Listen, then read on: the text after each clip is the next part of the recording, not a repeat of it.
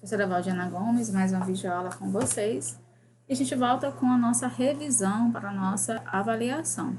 Mas antes de irmos para a nossa indicação da agenda de hoje, da nossa videoaula de hoje, vamos para a nossa... Eu trago para vocês um texto escolhido do livro, né, Peregrino Aqui, do autor Nonato Costa, certo? Que diz assim: as pessoas esqueceram.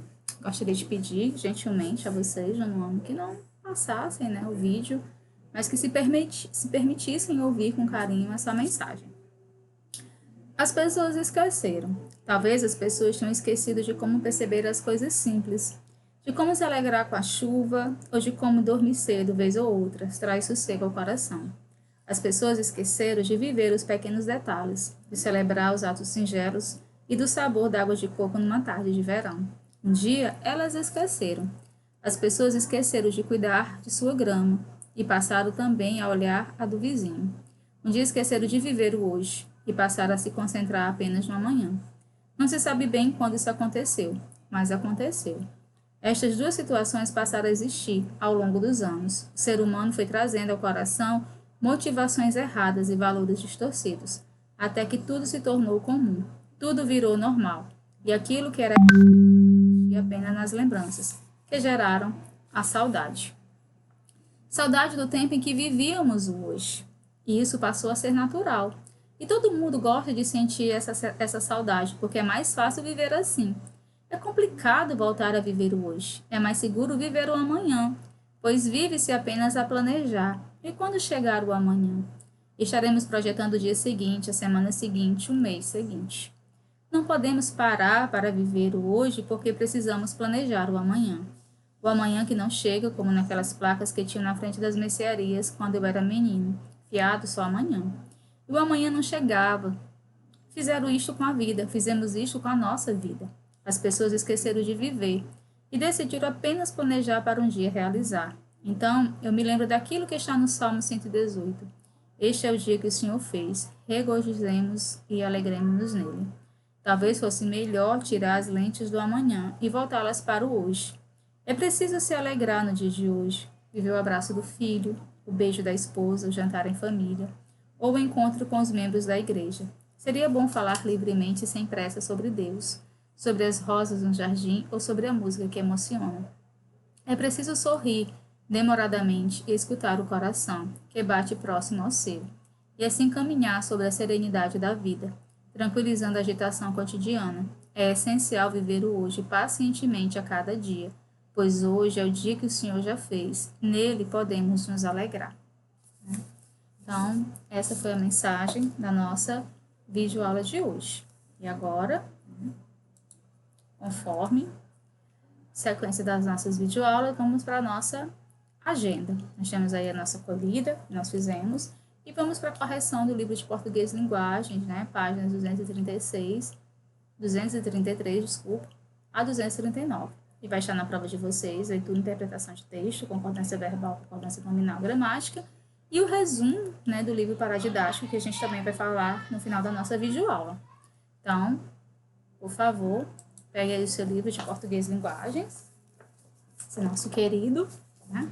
Página 233. Professora, por que não vai ser regência verbal e nominal? Porque concordância foi um assunto feitas mais correções. Então, eu acredito que vocês terão mais segurança para realizar a prova, tá certo? Então, vamos lá. Começa aí na página 236, construindo o conceito. Pesquisadores encontraram na raiz, né, e tem aí a palavra que a gente vai já descobrir, possível cura para o Alzheimer. No enunciado principal do anúncio, uma palavra foi suprimida no nome. O que essa palavra nomeia? Nomeia uma planta ou uma árvore da floresta. Por que essa palavra foi suprimida? Para dar a ideia de que com a destruição da floresta não há como conhecer essa planta. O Greenpeace é uma entidade ecológica internacional. Ao lado do logotipo da entidade, lemos a frase: as queimadas não destroem só as florestas. Deduza. O que mais as queimadas destrói? Destrói também todas as possibilidades de pesquisa científica que a floresta pode proporcionar. Qual é a finalidade principal do anúncio? Denunciar as queimadas de floresta e estimular a preservação do meio ambiente como um todo. Na língua portuguesa, nono ano, Há palavras que exigem a presença de outras palavras, é natural, né? A sequência comunicativa. No anúncio, por exemplo, ao verbo encontrar, ligam-se dois termos, um sem preposição e outro com preposição. Quais são esses termos? O sem preposição, possível cura, com preposição, na raiz, do. Que função sintática eles desempenham? Primeiro de objeto direto, adjunto adverbial, o primeiro objeto direto e o segundo adjunto adverbial de lugar, na ordem. Ao substantivo cura também se liga um termo que representa o alvo da ação curativa. Qual é esse termo? Para o Alzheimer. Qual é a função sintática? Ele complementa. Então, ele faz a complementação de quê? De um nome. Então, nós teremos um complemento nominal. No anúncio lido no nono ano, você observou que no enunciado pesquisadores encontram na raiz do possível cura para o Alzheimer há palavras e termos no nono ano que exigem a presença de outros. O verbo encontrar, por exemplo, liga-se a dois termos, possível cura, que é seu objeto direto, e na raiz do, que é o adjunto adverbial. Da mesma forma, o substantivo cura liga-se ao termo para o Alzheimer, do qual é complemento nominal. Certo? Assim, essas relações de dependência entre palavras e termos enunciados chamamos de regência. O termo ou verbo que exige a presença de outro termo chama-se regente ou subordinante, como vocês preferirem. E os que completam a significação do termo, eles chamam de regido ou subordinados. Quando o termo regente é um verbo, ocorre regência verbal. Quando o termo regente é um nome, um substantivo, um adjetivo, um advérbio, no nome, ocorre a regência nominal. Então, eu quero uma assinatura de TV a cabo. Eu quero a meus pais e irmãos. Na primeira frase, o verbo querer foi empregado com o sentido de desejar. Neste caso, ele é transitivo e direto. Na segunda significa estimar, querer bem. E, com esse sentido, ele é transitivo indireto. A regência é um dos aspectos da língua que se evidenciam claramente as diferenças entre a norma padrão e as variedades não padrão. Mesmo entre os falantes que regularmente usam a norma padrão, é comum diferenças no emprego da regência em situações de uso da língua escrita e da língua oral. Em situações em que há necessidade de produzir textos que sigam a norma culta formal, recomenda-se para esclarecer dúvidas quanto à regência a consulta de dicionários comuns ou especializados. Apresentamos a seguir os casos mais comuns de regência, sempre de acordo com as prescrições da gramática normativa. Você vai ter que assistir, ele é transitivo indireto quando significa ver, presenciar. É transitivo direto no sentido de acompanhar, prestar assistência. E intransitivo no sentido de morar, residir. Aí você vai me perguntar, então, professora, a regência tem a ver com o sentido, com a ideia que eu quero apresentar, como eu quero me fazer entender? Exatamente, você vai analisar o sentido que você quer expressar e vai encontrar qual o significado melhor para aplicar, fazer a aplicabilidade na frase. Chegar e são intransitivos, se exige a preposição a quando indicam lugar. Chegamos ao teatro às 9 horas em ponto, vou à academia de ginástica vez ou outra. Esquecer, lembrar, são transitivos direto quando não são pronominais, isto é, quando não existem os pronomes oblíquos. São transitivos indiretos quando são pronominais, ou seja, quando exigem um pronome oblíquo. Esqueci-me da roupa, lembra-se dela? Obedecer e desobedecer são transitivos indiretos e exigem a preposição a. É necessário que motoristas e pedestres obedeçam às leis de trânsito. O garoto desobedeceu a seus pais. Simpatizar, antipatizar são transitivos indiretos e exigem preposição com. Eu simpatizo com esse projeto, ela antipatizou com ele assim que o ouviu.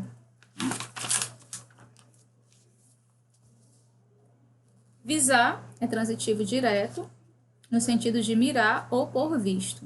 O atirador visou o alvo e errou. É transitivo indireto quando significa ter como objetivo, ter em vista para atender. E a regência nominal, alguns nomes, substantivos, adjetivos e advérbios também oferecem, como certos verbos, dificuldades quanto à identificação da sua regência, pelo fato de admitirem mais de uma preposição que liga o termo regente ao termo regido. Apresentamos a seguir a relação de alguns nomes e suas regências mais comuns. Acessível, adequado, apto, desfavorável, equivalente, insensível, obediente. Capaz, incapaz, digno, ansioso, indigno, passivo, contemporâneo. Sou capaz de resolver rapidamente essa questão. Amoroso, compatível, cruel, cuidadoso, descontente. Ele ficou descontente com o resultado do jogo. Entendido, indeciso, lento, morador, hábil em. Meu amigo é entendido em informática. Apto, inútil, incapaz, bom, ansioso, para. Estes pães estão bons para consumo somente até amanhã. Ansioso, responsável, ou nossa classe é responsável pela horta comunitária. Aí nós vamos aqui exercitarmos um pouco, tá bom? Leia tira a seguir, de Bob Chaves, para responder as questões de 1 a 3. Droga, não esperamos a tinta secar completamente. Aqueles que não se lembram do passado estão condenados. Aí tem em branco repetido. De acordo com a norma padrão, que preposição completa adequadamente a frase do cartaz da tira? De, em ou a? O a, né? A repetido. O verbo lembrar apresenta mais de uma regência de acordo com a norma padrão. Observe o emprego que ele tem enquanto a regência no enunciado do cartaz da tira. Esse emprego está de acordo com a norma padrão? Justifique sua resposta. Sim, pois nesse emprego o verbo lembrar é transitivo indireto no ano, e assim se liga ao seu complemento por meio de preposição.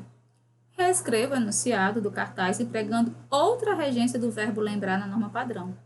Aqueles que não lembram o passado estão condenados a repeti-lo.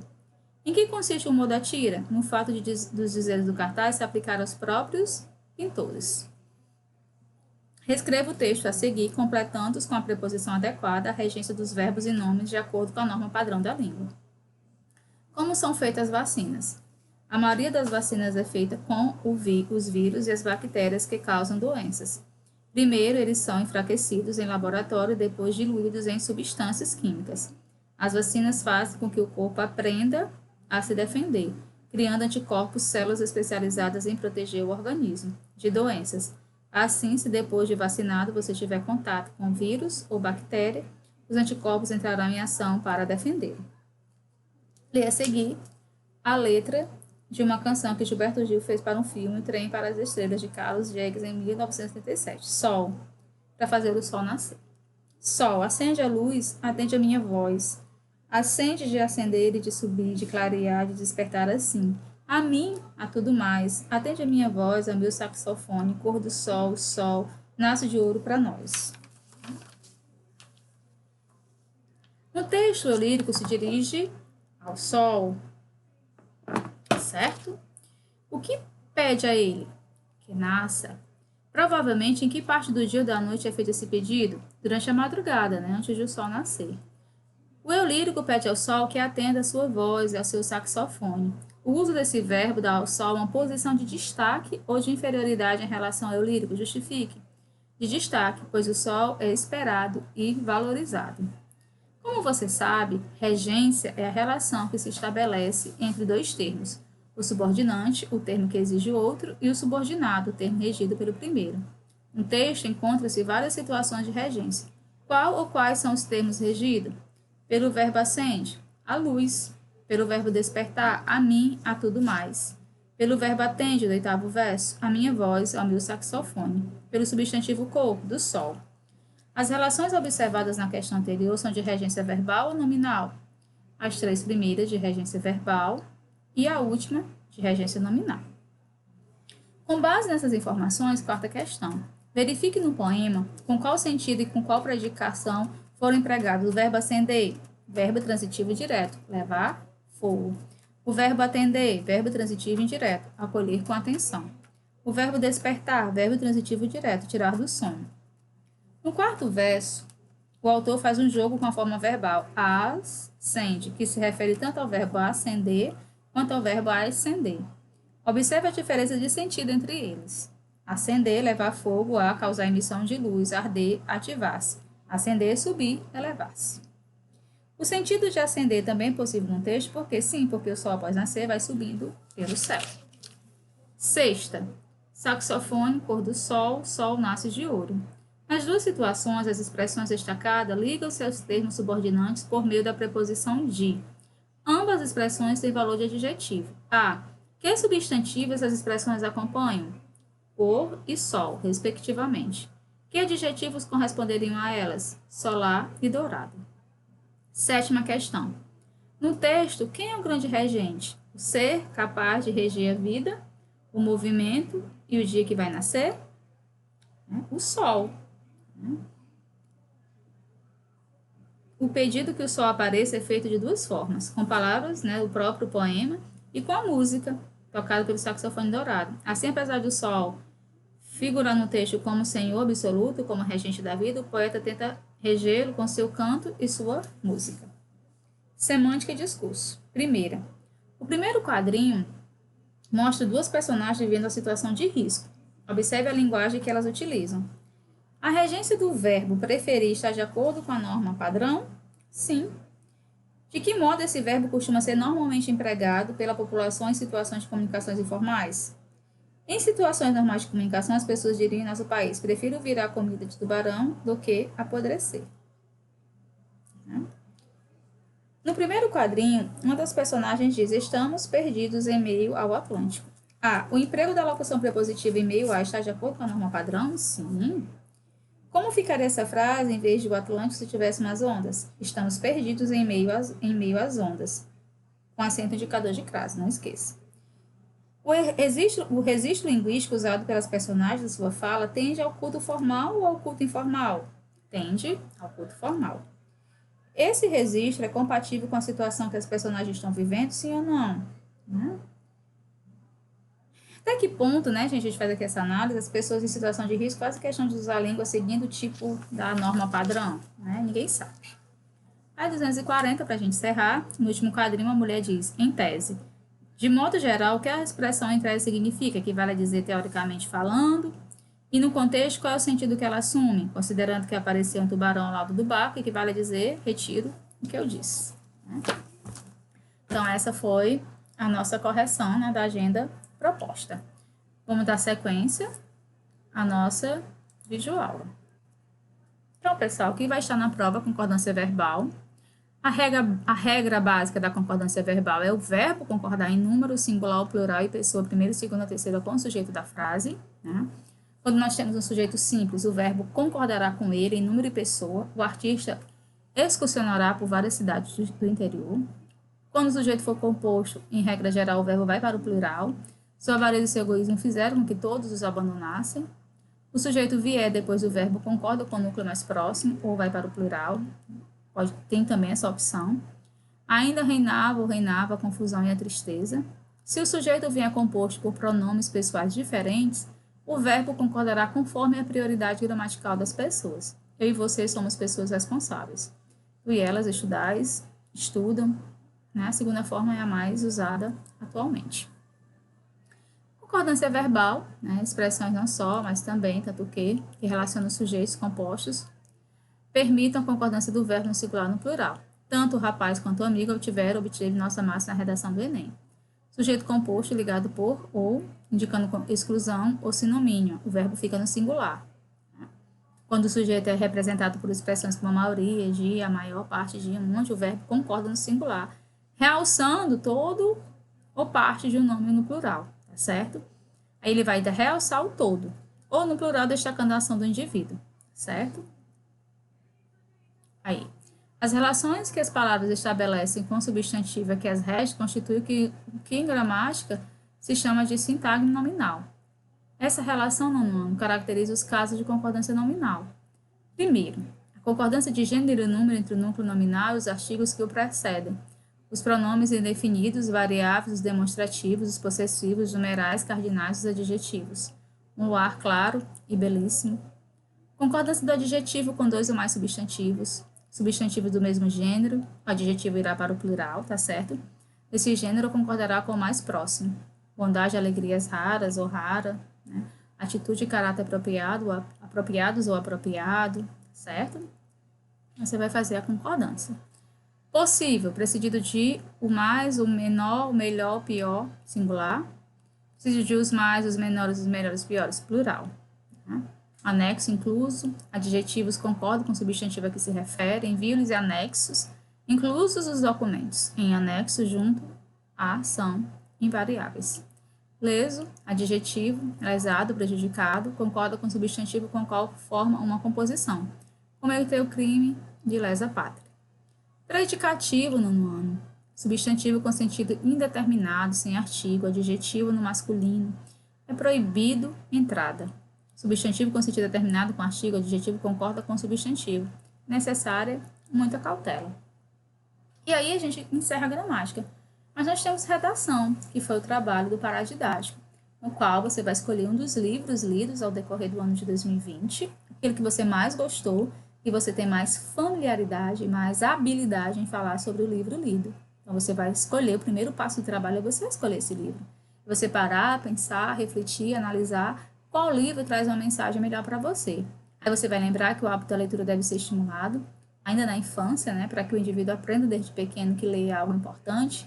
E, acima de tudo, prazeroso. Gente, não queria que vocês fizessem esse trabalho só porque vale nota de redação. Não. Acima de tudo, porque desenvolve a sua imaginação, aumenta seu vocabulário, seu poder de criação, de conhecimento dos gêneros textuais trabalhado.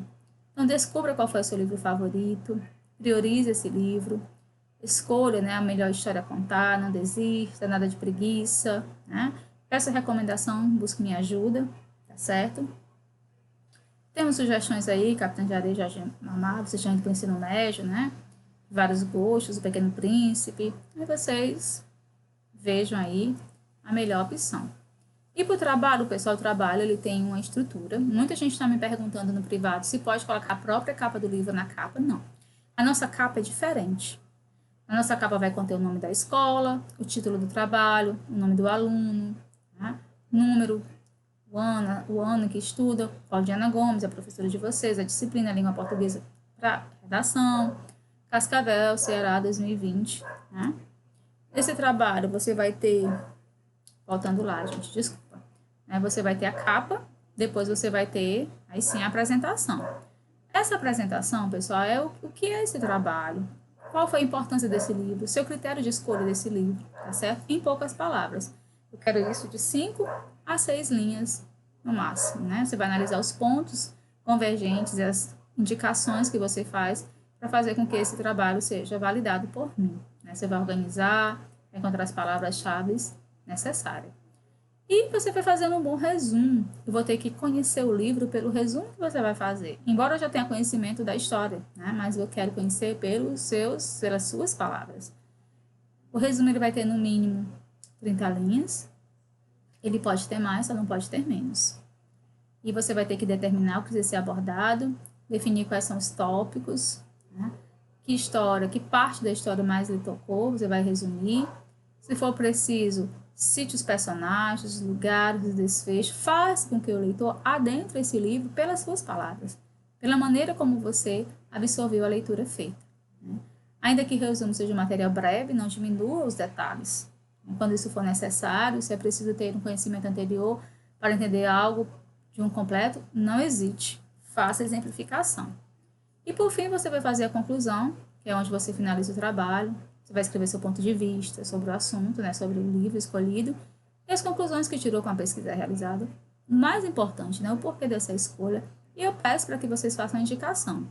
O que não está aqui nessa análise aqui no slide é a figura, né, as 3 imagens que eu peço. Essas imagens, elas são aquelas imagens que definiriam o livro sem palavras. Pode ser tirado do próprio livro, se tiver, pode ser criado na internet, pode ser criado por você. Mas são imagens que resumam também o livro, que eu olho para a imagem e associo ao seu resumo. E as palavras-chave ou frases-chave é aquela que vocês vão tirar lá de onde você leu, localizando o capítulo, sem fazer comentários, apenas mencionando no trabalho, tá bom? Então, essa foi a nossa videoaula. Eu gostaria que vocês lessem com bastante atenção a prova, né? Não se livrando da prova, mas entendendo que ler e interpretar faz parte da prova, tá certo? Vocês serão avaliados. Estude pelo português linguagem. Sua gramática também tem material que vai auxiliar no estudo dos conteúdos propostos no nosso roteiro. Um abraço carinhoso no ano. Estou na torcida sincera por vocês, pelo sucesso de cada um de vocês.